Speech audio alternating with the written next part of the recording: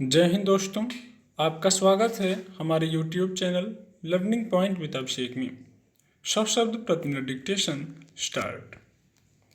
संयुक्त राष्ट्र के अंतर्राष्ट्रीय श्रम संगठन ने हाल ही में अपनी एक रिपोर्ट विश्व रोजगार और सामाजिक परिदृश्य रुझान 2021 जारी की है, जिसमें कहा गया है कि इस महामारी ने करोड़ों लोगों की नौकरियां छीन ली हैं और इस संकट से 2019 के मुकाबले 10.8 करोड़ अतिरिक्त श्रमिक अब गरीब या बेहद गरीब की श्रेणी में आ गए हैं। वर्ष 2022 तक पूरी दुनिया में बेरोजगारों की संख्या बढ़कर 20.5 करोड़ हो जाएगी, जिसके चलते गरीबों की संख्या में जबरदस्त वृद्धि होगी। रिपोर्ट में कहा गया है कि अगर यह महामारी नहीं आई होती तो 3 करोड़ नई नौकरियां पैदा हो सकती थीं, लेकिन महामारी के कारण अनौपचारिक क्षेत्र में काम करने वाले करोड़ों महिलाओं, युवाओं, बच्चों पर इसका विनाशकारी प्रभाव पड़ा है और समाज में असमानता की खाई बढ़ी है। महामारी की वजह से अनौपचारिक क्षेत्र में काम कर रहे 2 अरब श्रमिक जबरदस्त तरीके से प्रभावित हुए हैं। विश्व बैंक भी अपने अध्ययनों में ऐसे ही तथ्य प्रकट कर चुका है। वैश्विक मंदी के कारण असमानता की खाई और गरीबी बढ़ने का सीधा असर दुनिया भर में सबसे ज़्यादा मासूम बच्चों पर पड़ता है और ऐसे में बाल तस्करी की घटनाओं में काफ़ी वृद्धि होती है। पिछले साल और इस वर्ष हुई बंदी के दौरान ऐसी घटनाओं में काफ़ी बढ़ोतरी देखी गई।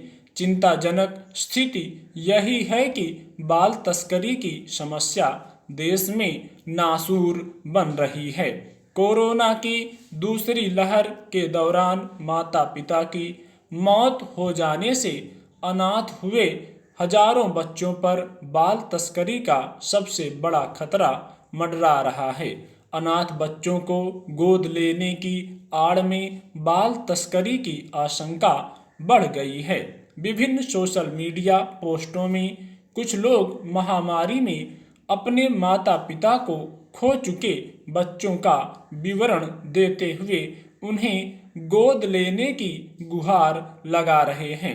हालांकि किशोर न्याय अधिनियम 2015 की धारा 80 और 81 के तहत ऐसे पोस्ट साझा करना अवैध है और अधिनियम के अंतर्गत निर्धारित प्रक्रियाओं के बाहर बच्चों को गोद देने या प्राप्त करने पर रोक लगाता है।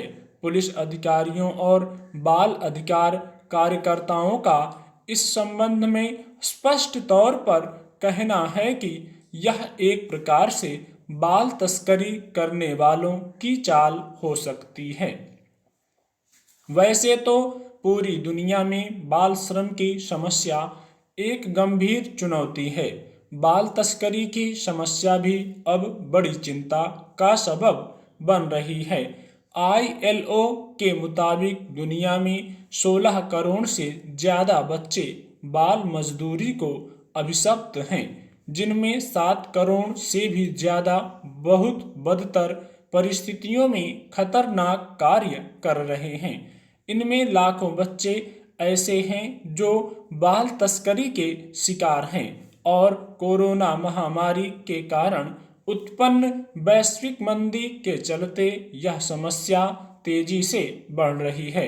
वर्ष 1997 में एशिया में गहराए आर्थिक संकट का दौर हो या 2009 की वैश्विक महामंदी का, ऐसे अवसरों पर साफ तौर पर देखा गया कि किस प्रकार वैश्विक स्तर पर बाल तस्करी के मामलों में तेजी से वृद्धि हुई।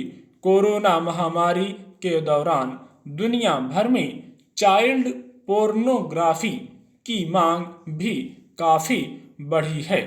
दरअसल चाइल्ड पोर्नोग्राफी के शौकीन लोग मासूम बच्चों के साथ यौनाचार करते हैं और इसके लिए गरीब परिवारों के बच्चों की खरीद फरोख्त होती है। बच्चों के यौन शोषण तथा बाल तस्करी के खिलाफ कार्यरत संगठन इंडिया चाइल्ड प्रोटेक्शन फंड की एक रिपोर्ट में बताया जा चुका है कि भारत में महामारी के दौरान ऑनलाइन चाइल्ड पोर्नोग्राफी की मांग में जबरदस्त वृद्धि हुई है। रिपोर्ट के अनुसार पिछले साल बंदी के दौरान बच्चों के साथ हिंसक यौन शोषण वाली सामग्री की मांग में 200% तक की बढ़ोतरी हुई थी।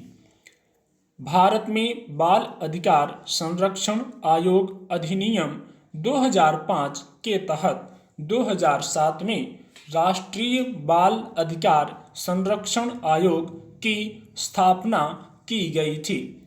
वेश्यावृत्ति के लिए महिलाओं और बच्चों की तस्करी रोकने के लिए भारत ने दक्षिण एशियाई क्षेत्रीय सहयोग संघ समझौता तथा बाल अधिकारों पर संयुक्त राष्ट्र कन्वेंशन पर हस्ताक्षर किए हैं।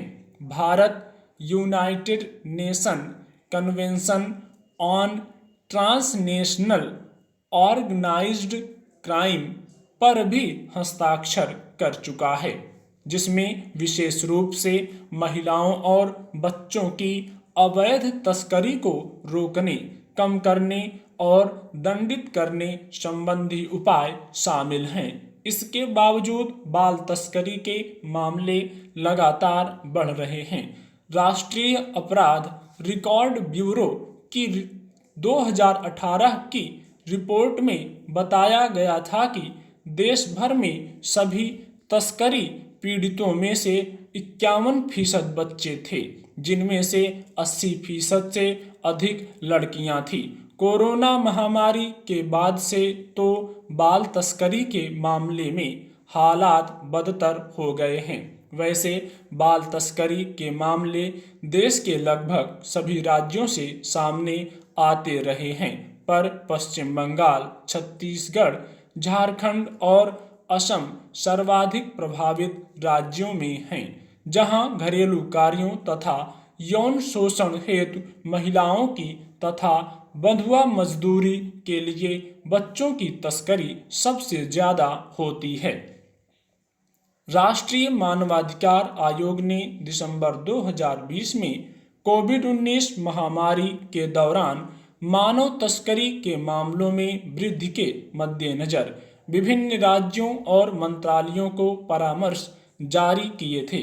आयोग के अनुसार महिला और बाल विकास मंत्रालय को महामारी के दौरान 27 लाख शिकायतें फोन कॉल द्वारा प्राप्त हुईं, जिनमें से 1.92 लाख मामलों में कार्रवाई की गई। इन कार्रवाइयों में करीब 32,700 मानव तस्करी के थे। इसके अलावा बाल विवाह, यौन शोषण, भावनात्मक शोषण, जबरन भीख मंगवाना और साइबर अपराधों के मामले भी शामिल थे।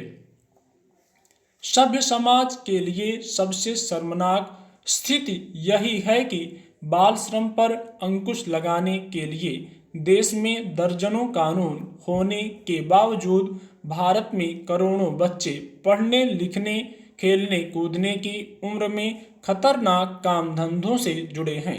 कश्मीर से कन्याकुमारी तक लगभग पूरे देश में कालीन, दिया सलाई, रत्न पॉलिश, ज्वेलरी, पीतल, कांच, बीड़ी उद्योग, हस्तशिल्प, पत्थर खुदाई, चाय बागान, बाल वेश्यावृत्ति आदि कार्यों में करोड़ों बच्चे लिप्त हैं।